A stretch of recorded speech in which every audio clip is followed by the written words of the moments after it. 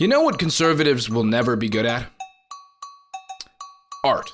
Art is something that conservatives will always be increasingly bad at because there's just a fundamental lack of understanding when it comes to the human experience, and thus, how to evoke feeling that isn't just dictated based on such a materially altered experience. If you can't accept drag as a form of art, do you even know what art is? Sure, they have community. Arguably more community than among the left. But it's a farce. While there is more of a cohort when it comes to political identity, due to the digestible and easy to grasp concepts of the right-wing ideology, that ideology is rooted in hyper-individualism. Survival of the fittest, every man for himself, pick yourself up by your bootstraps. This is the core of conservatism. I can't get out of the accent. This is the core of conservatism and ultimately, capitalism. The two work hand in hand in such an incestuous manner, it makes you wonder how we didn't notice them fucking sooner. Well, it's because they've normalized it. Now, while we're a lot more frayed, the left is rooted in community. Maybe not liberalism nowadays, or for many a days, liberalism is basically just being moderate, but the core of socialism is community, something that we can't seem to find.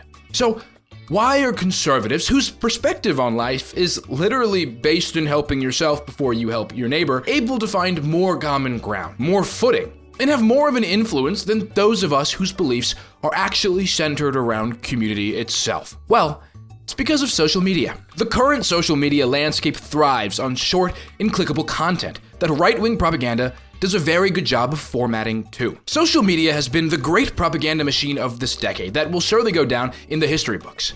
Unless Trump has something to say about that, obviously. Speaking of Trump, I gotta cover all my bases here. Sure, I think my channel is objectively better than anything Jimmy Kimmel has ever done. I'm sure you can agree to that. But I can't risk being taken off the air. So, Supreme Leader Donald J. Trump, oh, how I bow down to thee.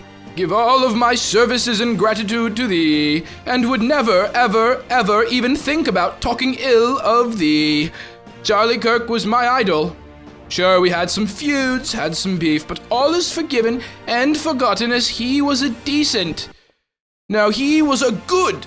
No, he was okay at some things. No, Charlie Kirk was a person. No.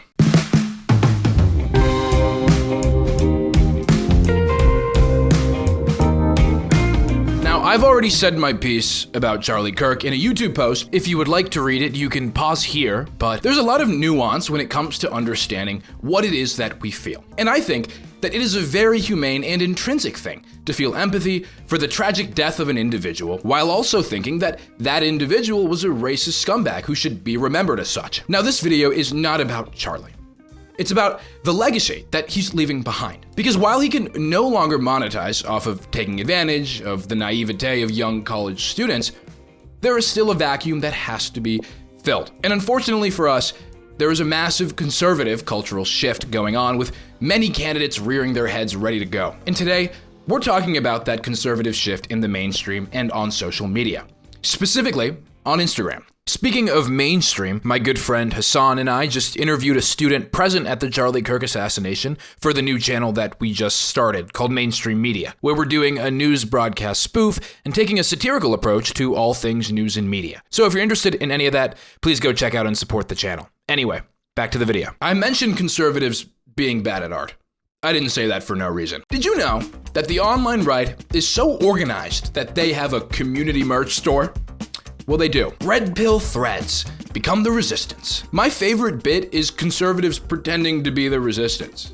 The guy you voted for is in office. What are you resisting? I don't know, I guess any critical thinking skills whatsoever. This is a website for a right-wing themed merch store in which right-wing creators advertise for. I don't know to what extent these creators are affiliated with the designing of the merch, but they sure as hell promote it regardless. Let's take a look at some of their art. Fight the Globalists. A shirt of Alex Jones photoshopped in place of a musician. Looks familiar.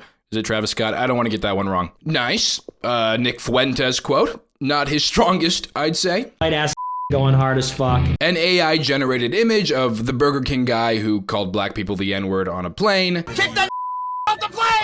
This is one of the guys we're talking about, so don't forget about him. An AI-generated image of the lady who called a black woman and her son the N-word. Nice, I'm starting to notice a pattern here. If you haven't noticed, this might make it a bit more clear. Yeah, that is a hat with the N-word on it, made by a creator who goes by the name Woman Propaganda, who went viral recently for wearing this hat and doing a Nazi salute with our old pal Myron Gaines. A few years ago, this would have been content found in the depths of the alt-right pipeline. And now, not only is it viral, but it's mainstream too. Both this creator and Hermes Did It Again, another far-right conservative creator, are two of the largest influencers on their end of the political spectrum today. They both present perfect examples of the type of conservative culture and content that is so explicitly dangerous and so worryingly mainstream. They are also the perfect examples of the type of people that both looked up to and idolized Charlie Kirk before his death, and are now creating a martyr out of him after his passing. So let's take a look. I don't know about you, but I would not want to go on a cruise that looked like this. Probably smells like cocoa butter, fried chicken. There's probably some watermelon somewhere. Probably smells like weed. Definitely smells like weed. Truly the creme de la creme of online content. Really makes you think. Not only is this lazy and over-the-top racism that just serves to please lazy and over-the-top racists, it's also just not good. Conservative content has to be content slop because the politics are political slop. This is Hayden McDougal or Woman Propaganda. Hayden here is like if Nick Fuentes was born with more height but less brain. He's just as far right politically, just as outspoken about his beliefs, but for some reason isn't banned on places like Instagram or YouTube. And his content is really just rage bait and political slop. Sure, Nick Fuentes is evil, but his evilness involves some form of critical thought, however maleficent and incorrect it may be. Hayden, on the other hand, is like a caricature of a conservative. He's just like a parrot that says the same offensive lines over and over again. Now, the name of his account is Woman Propaganda because his whole shtick was reacting to and debunking feminists, or really any woman that is advocating for herself. I saw someone say, at the end of the day, women can trust a bear to be a bear, but can't trust a human man to be humane. How freaking depressing. How freaking depressing. Girls will have a body count over 10 and then hop on a podcast and pretend like they're still human. Imagine making fun of women when you kind of sound like one. Just to be clear, I don't care how people sound or how anyone presents themselves. It's just the fact that this guy does care. He cares a lot. So it's a little ironic. And to have the gall to spew the bullshit you're spewing with any voice, but specifically this one, I mean, it's grating. Especially now that Hayden's become more infamous for saying something else. And I'll give you a hint. He put it on a hat. This and a godly woman? This What am I even doing with my life anymore? This video went mega viral because white man say word he's not supposed to, and Instagram doesn't even censor it, let alone take it down. That's right, that's me bleeping it, not Hayden. This is just genuinely horrific content. Again, my problem with conservatives is not that they make offensive jokes. It's that they're not good at it. Offensive jokes can be funny. You just have to know how to be funny. This is just saying words for shock value. Look at me, I can say that women aren't human. And I can say the N-word, I'm edgy. That's awesome. No one fucking cares. The only people that care are the ones that glorify this behavior. The ones that are emboldened by Hayden's courage. And now, this is like all he does. I went viral saying a few times. Do you think with the A it should be controversial to say it? No. I don't think you should really get in trouble for saying any word, but the A for sure. Again, he's not bleeping it out. I am. What kind of an interviewer has on a guest like this? Holy shit, 12 million followers, top 3 ranked education show on Apple? We're so cooked, it's not even funny. He even went on Fresh and Fit's podcast and said it there too, which that one's less surprising. He is too. I'll give you a pass. Up to her. I'm sorry. If she wants me to say it, I'll say it. Some people say I'm not black, and some people say I'm Arab. You give me the pass. I give you the pass. I want you to guess how many followers this jackass has.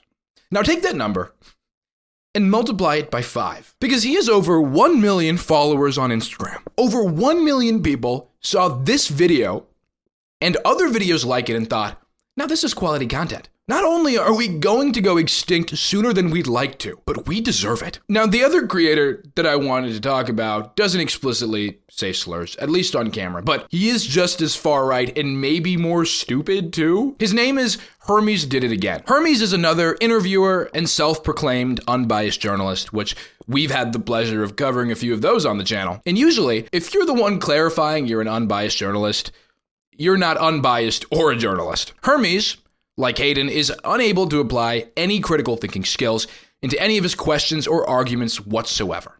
Which is why, when he was actually present for the Mehdi Hassan Jubilee episode, he didn't go up to debate him even a single time. You probably didn't even notice him in the episode. He can't even stand on the bullshit he spews. How sad. Hermes does more of the same clip farming, slop content, almost political malpractice, if you will. It's stupid, it's surface level, and it works. Now, just a quick trigger warning, again, like Hayden, Hermes is a white supremacist. Which Hermes does sound like a white supremacist name, so awesome job to the parents, you guys were spot on. That's like if I named my kid Firefighter and then he became a firefighter. But Hermes' line of questioning and choice of words are a bit brash, so if you're a person of color or queer, just keep that in mind. What's your favorite animal? Monkeys. Do you think black people should be born in prison and then released for good behavior?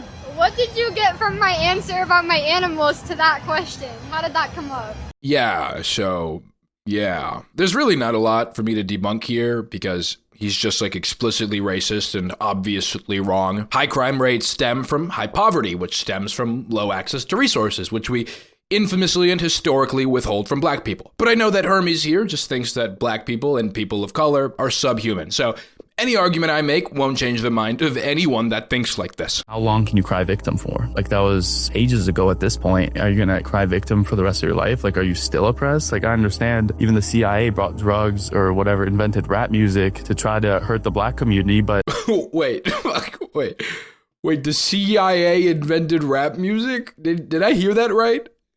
Was that real? Even the CIA brought drugs or whatever, invented rap music. That might be the most woke thing I've ever heard. The CIA has their hands in a lot of shit, sure, but I really don't think that evil white people were capable of inventing something as good as rap music. That is so funny. So he seems to be aware that there's at least a little bit of government intervention or systemic meddling, but can't even acknowledge it a little bit. You're gonna tell me that it's just in people's DNA to be addicted to drugs when you know the CIA planted drugs in marginalized and susceptible communities? When you know the CIA invented rap music? This is the same interviewer, by the way, the one who forgot he had a photo shoot and I guess didn't have time to do his hair. Who is this guy and why is he interviewing the worst people in the world? Anyway, Hermes has no idea what he's talking about. And the influence he has is a little bit worrying. But the good news is that the majority of people that Hermes here interviews has similar reactions to what we've seen, which is just kind of being taken aback and confused. The people that tend to pretend like this line of questioning is normal are other bigoted conservative creators that are just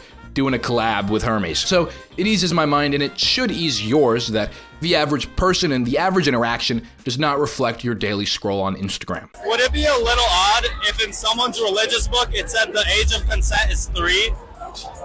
Yeah. What?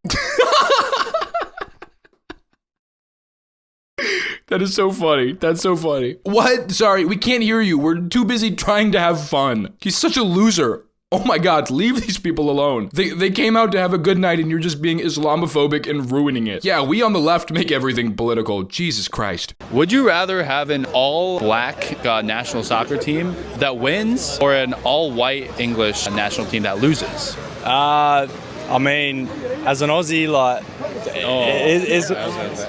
mate, it is what it is. Like, you get the win, you get the win. Ain't about colour, boys. Ain't about colour.